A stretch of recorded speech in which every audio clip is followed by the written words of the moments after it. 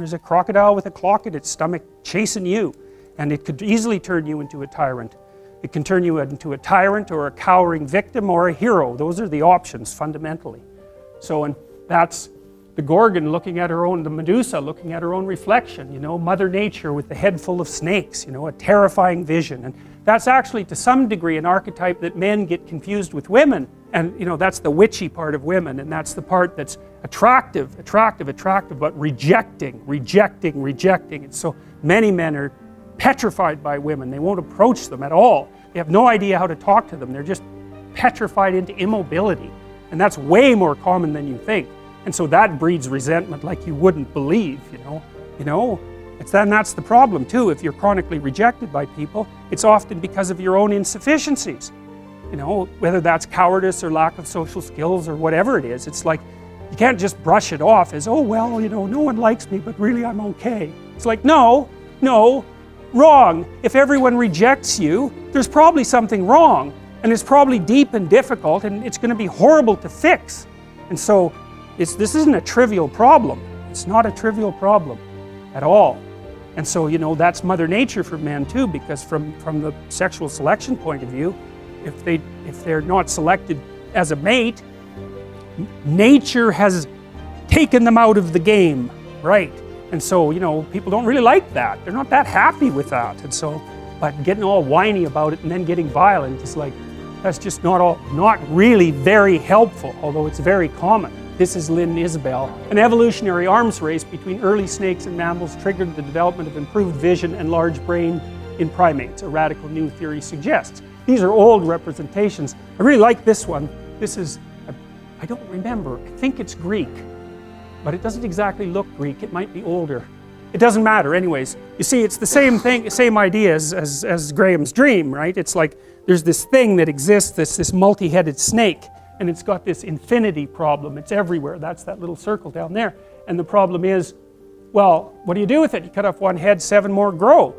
That's the eternal problem of life. And the problem is, there is the category of problems in life, and it ain't going anywhere. And so the question is, can you deal with the whole category at the same time? That's the thing. That's how to be in the world, is to deal with that category all at the same time. And so how did human beings, what did they come up with as a solution? And that's so cool too, because the solution they come up with not only was the heroism that allows you to approach what you're terrified by and what you find offensive and to learn from it, but also the idea of sacrifice, and that was played out by cultures everywhere, including human sacrifice. And you think, what the hell was up with those crazy bastards so long ago? They were sacrificing to gods all the time. What kind of clueless behavior was that? Burn something and please God. Burn something valuable and please God. It's like, what was with them? What were they thinking? Well, they weren't stupid, those people. If they were stupid, we wouldn't be here. They were not stupid, and believe me, they lived under a lot harsher conditions than we do. So those were some tough people, man. You know, back then you'd last about 15 minutes. And so you don't want to be thinking of your ancestors as stupid. Like, there's no real evidence that we're much different cognitively than we were 150,000 years ago. So anyways, sacrifice. What does that mean, sacrifice? Well, it's a discovery, man. It's the discovery of the future. It's like the future is actually the place where there is threat. And it's always going to be there. So what do? You make sacrifices in the present so that the future is better. Right. Everyone does that. That's what you're doing right now. That's what you're doing here. That's what your parents are doing when they pay money to send you to university. They think, you can bargain with reality. It's amazing. You can bargain with reality. You can forestall gratification now. And it'll pay off at a place and time that doesn't even exist yet. It's like, who would have believed that? It's like, that's a miracle that occurs. And it's not like people just figured that out overnight. How are we going to come up with an idea like that? Well, it's like, well, we thought about it for 7 million years. And, you know, we got to the point where we could kind of act it out. But we didn't know what we were doing. But it emerged as like a dream. So the terror of the future is a dream. And the solution to the terror, the dream of the terror of the future, is another dream.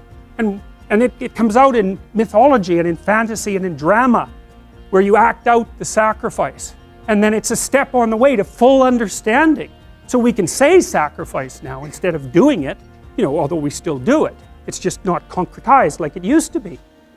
We do it abstractly, and we all have faith that it will work, you know, and we also set up our society so that it'll work. And one thing about, you know, I'm not a fan of moral relativism for a variety of reasons, partly because I think it's an extreme form of cowardice, but anyways, apart from that, no, there's minimal ways that you can set up a society that will work. And so one of them is that the society has to be set up so that your sacrifices will pay off, or you won't work, and then the society will die. And so it has to make promises. People have to make promises to one another. And that's what money is. Money is a promise that your sacrifice will pay off in the future. That's what money is. And so if the society is stable, you can store up your work right now, you can sacrifice your impulses, and you can work, and you can store up credit for the future, and then you can make the future a better place. But society has to be stable enough to allow for that. Hyperinflation will do you in. So the promise that's implicit in the currency is the promise that what you're doing now will pay off in the future. And if people don't have that promise, then, well, we know what they do. Because in gangs, for example, in say gangs in North America, the time horizon of the gang members shrinks rapidly because they don't really expect to be alive much past 21. And so they get really impulsive and violent, and like, why the hell not? That's what you do when the future doesn't matter, when it's not real. You default back to living in the moment, and you take what you can get right now. And no wonder, because you don't know if you're going to be around in a year.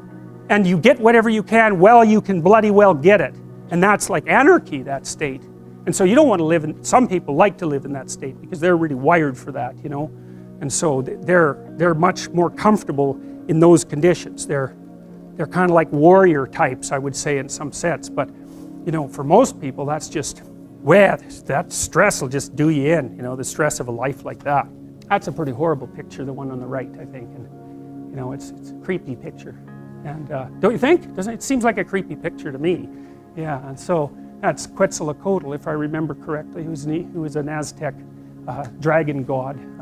And that's the Eye of Horus, by the way, this little thing here. And see, the Egyptians, they worshiped the eye. Yeah, well, that's cool, because, well, why did they worship the eye? Well, wake the hell up and look at the world. That's your salvation, to do that. Pay bloody attention, especially to the things you don't want to pay attention to. And use your vision. Have some vision. And you can use your vision to see into the future. And that's your redemption. And the Egyptians, they didn't know how to say that, but they knew how to represent it. And that's how they represented it. Like, the pupil on that is completely open, completely dilated. And that's a god as far as the Egyptians were concerned. It's Horus, and I'll tell you Horus' story at some point. So, early primates developed a better eye for color, detail, and movement, and the ability to see in 3 dimensions. Traits that are important for detecting threats at close range. Humans are descended from these same primates. So, now, the initiation. Well, when you go into psychotherapy, or when you make any supreme moral effort, which is roughly the same thing, you have to confront that which you do not know. Now, I mentioned the pre-cosmogonic chaos and the idea that at the end of Jung's life, he sort of thought of the unconscious and the world as the same. And you think, what the hell does that mean? But here's what it means. So let's say you're in a long-term intimate relationship and you get betrayed. Okay, so what is it that you see when you see your partner at the moment you know of the betrayal? You see the pre-cosmogonic chaos. And here's why. It rattles your unconscious up because you don't know anything anymore. You don't know what the past was, right? You don't know what it was. And it's supposed to be real, and all of a sudden you don't know what it was. And so you come up with wild ideas about what it might have been and what it represented, and then you don't know what the future is going to be anymore. So then your fantasy fills that space, and you don't know who the hell you're looking at, that's for sure, and you don't know much about human beings, and you certainly don't know anything about yourself. And so all of a sudden, not only is everything in chaos inside your mind, but everything is in chaos in your world. And it actually is, and there's no telling the difference between those two things. You know, and so then you're just shattered. And so then you go talk to a therapist for like 2 years, and you think, well, what happened? What was the reality? And the reality is, because who knows what the reality was, like, but as far as you're concerned, the reality is, I better represent this properly. in my head. I better figure out who I was, who that person was, what we did together, and what it meant, because I do not want this to happen again. And so you're healed when you get to the point where you've grasped the bloody moral of the story. What went wrong? And how can I not have that happen again? Because that's the purpose of learning, right? That's the purpose of memory. It's to prepare you for the future. And so you have to pull out of that massive chaos a functional representation that increases your wisdom so that you're not this naive target the next time you enter into a relationship. So at least you can have another relationship without being so traumatized that, you know, you're done. And you know, it can take people years to talk that through, because this landscape of potential opens up when they're betrayed. It's like, well, anything could have been the truth. Well, to sort through that, you have to wander through all that mess, and it's really painful and emotional as well. You have to sort through all that mess to come out with the new you, right? The renewed you.